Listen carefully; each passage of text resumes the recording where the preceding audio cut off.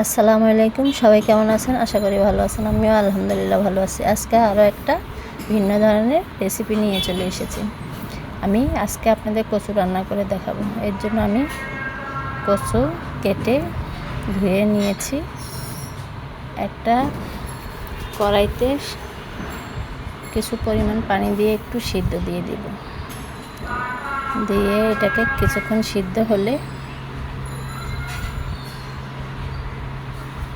লবণ দিয়ে দেব, 1 চামচ থেকে সামান্য পরিমাণ বেশি দিয়ে এটাকে সিদ্ধ করে নেব।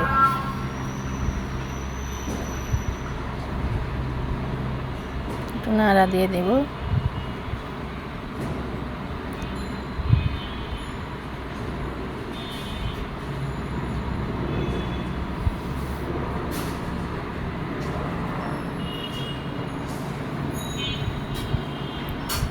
সিদ্ধ করে এগুলো নামিয়ে ফেলেছি। এখন আমি একটা কড়াই বসাই দিয়েছি। কড়াইতে আমি তেল দিয়ে দিয়েছি। দিয়ে আমি এটার মধ্যে পেঁয়াজ, রসুন, মরিচ কেটে রেখেছি, ওগুলো দিয়ে দিয়েছি। দিয়ে এগুলোকে ভালোভাবে ভেজে নিব।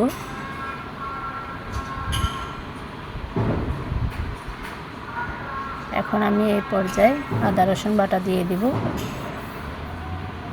1 চামচ দিয়ে দিয়েছি আদা রসুন বাটা, 2 চামচ লবণ দিয়ে দিয়েছি, 1/2 চামচ হলুদের গুঁড়ো দিয়ে দিয়েছি,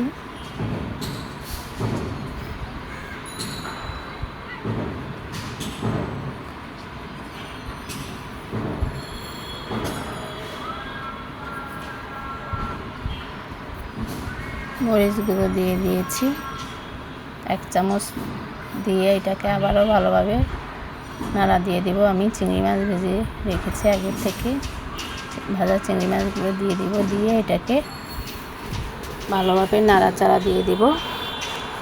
দিয়ে আমি ডাল ভিজিয়ে রেখেছি, আগের থেকে ভিজিয়ে রেখে এটাকে সিদ্ধ করে নিয়েছি।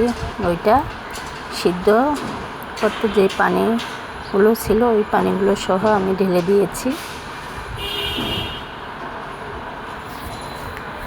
দিয়ে এগুলোকে নাড়াচাড়া দিয়ে কচুগুলো যে পানি ঝরানোর জন্য দিয়েছি ওগুলো দিয়ে দিব।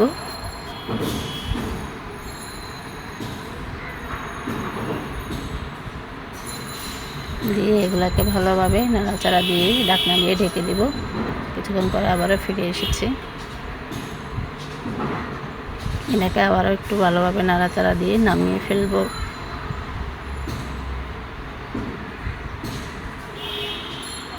এখন আমি ওগুলোকে একটা রসুন কেটে বাগার দিয়ে দিয়েছি। আমার রান্না শেষ।